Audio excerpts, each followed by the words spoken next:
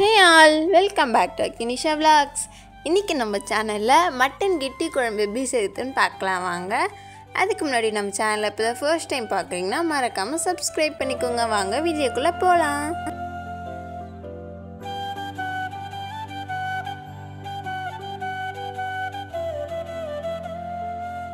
Mutton கெட்டி குழம்பு செய்கிறதுக்கு நான் இன்றைக்கி மட்டன் 1/2 கிலோ எடுத்திருக்கேன். அதில் இஞ்சி பூண்டு பேஸ்ட்டு 1 டீஸ்பூன், கொஞ்சமாக மஞ்சத்தூள், ஒரு பட்டை, ஒரு இலை, 2 லவங்கப்பூ, ஒரு ஏலக்காய் இதெல்லாம் சேர்த்து இது கூட தேவையான அளவு தண்ணி சேர்த்து குக்கரை மூடி விசில் போட்டு வச்சிடணும்.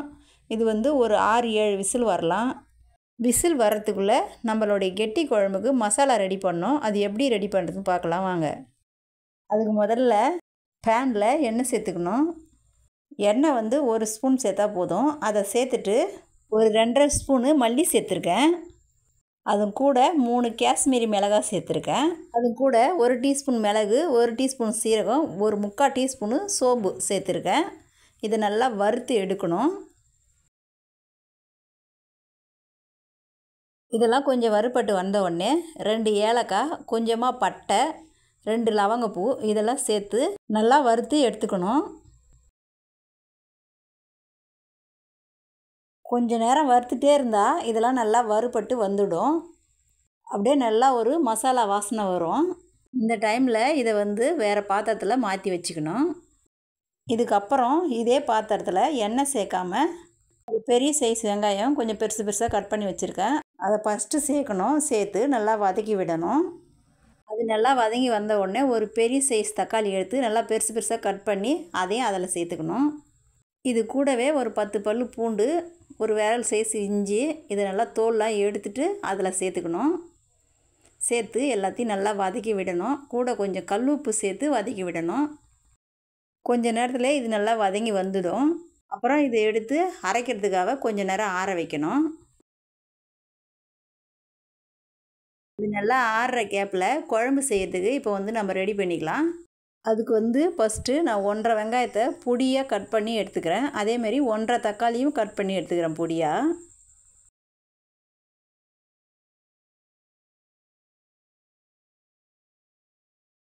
இப்போ நம்ம குழம்பு செய்ய ஆரம்பிக்கலாம். அதுக்கு ஸ்டவ் ஆன் பண்ணி கடாய் எடுத்து வச்சுட்டு ஒரு 3 டீஸ்பூன் எண்ணெய் சேர்த்துக்கலாம். எண்ணெய் நல்லா காஞ்சி வந்ததும் நான் 1 ஸ்பூன் கடுகு சேர்த்துருக்கேன். கடுகு சேர்க்கணும்னு அவசியம் இல்லை. உங்களுக்கு வேணும்னா நீங்கள் சேர்த்துக்கலாம்.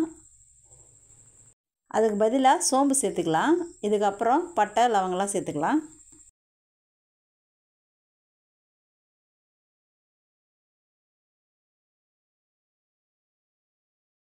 இது நல்லா வறுபட்டு வந்ததும் கட் பண்ணி வச்சுருக்க வெங்காயத்தை சேர்க்கணும்.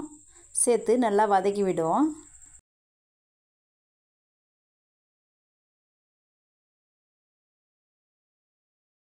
வெங்காயம் நல்லா வதக்கிட்டே இருக்குள்ள ஒரு கொத்து கருவேப்பிலை சேர்க்கணும்.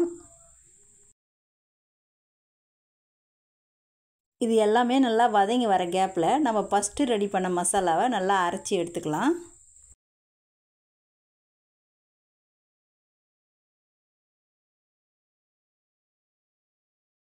வெங்காயம் நல்லா வதங்கி வந்ததும் கட் பண்ணி வச்சுருக்க தக்காளி சேர்க்கணும்.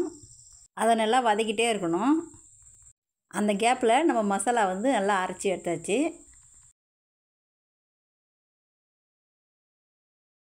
இப்போ இது கூட நம்ம 2வதாக தக்காளி வெங்காயம் வதக்கணும் இல்லையா, அதையும் சேர்த்து அரைச்சி எடுக்கணும். எல்லா மசாலாவையும் அரைச்சி எடுத்த உடனே நம்மளுடைய கெட்டி குழம்புக்கு தேவையான மசாலா சூப்பராக ரெடி ஆகிடும். இப்போ நம்ம குழம்புக்கு வதக்கிட்டு இருக்கோம் இல்லையா, அதுவும் கூட இந்த மசாலாவை சேர்த்து நல்லா வதக்கி விடணும். மசாலாவுடைய பச்சை ஸ்மெல்லாம் போயிட்டு நல்லா சுருண்டு வரும். அது வரையிலும் வதக்கணும் இந்த மாதிரி. இதுக்கப்புறம் நம்ம அவிச்சு வச்சுருக்க மட்டன் இது கூட சேர்த்துக்கணும். சேர்த்து நல்லா வதக்கி விடணும். இந்த மசாலாலாம் மட்டன் பீஸ் கூட நல்லா ஒட்டி வர அளவுக்கு வதக்கி விடணும். அதுக்கப்புறம் மட்டன் அவிச்சு வச்ச தண்ணி எடுத்து இது கூட சேர்த்துக்கணும்.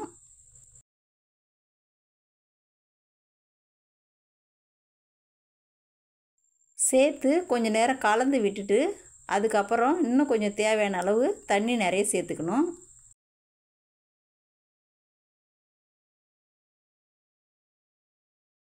இதுக்கப்புறம் ஒரு 1/2 டீஸ்பூன் மஞ்சள்தூள், 1 டீஸ்பூன் குழம்பு மிளகாய்த்தூள் சேர்த்துக்கலாம். இந்த மசாலாலாம் சேர்த்துட்டு நான் இன்னொரு கிளாஸ் தண்ணி சேர்க்குறேன். நல்லா தண்ணியாக வச்சுட்டு நல்லா சுருண்டு வரணும் குழம்பு, கெட்டி குழம்பா. அதனால தான் இன்னொரு கிளாஸ் தண்ணி சேர்த்தேன். சேர்த்துட்டு மூடி போட்டு வைக்கலாம்.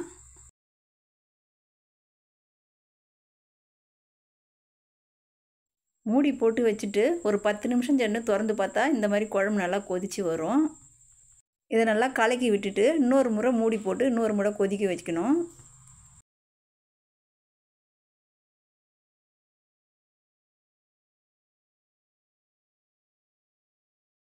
இந்த மாதிரி நல்லா குழம்பு சுருண்டு வந்ததும் ஒரு 1/2 மூடி தேங்காய் எடுத்து அரைச்சி வச்சுருக்கேன்.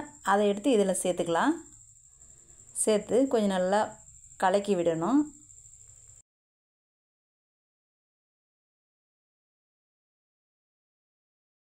நம்மளுடைய மட்டன் கெட்டி குழம்பு வந்து நல்லா சுருண்டு வந்துடுது. இந்த நேரத்தில் வந்து நம்ம கொத்தமல்லி சேர்த்துக்கணும்.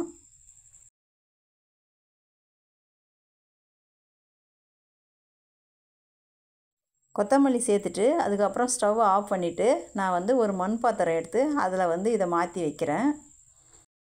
இந்த மட்டன் கெட்டி குழம்பு வந்து டிஃபனாக இருந்தாலும் சரி, சாதமாக இருந்தாலும் சரி, எல்லாத்துக்குமே நல்லா சூப்பராக இருக்கும்.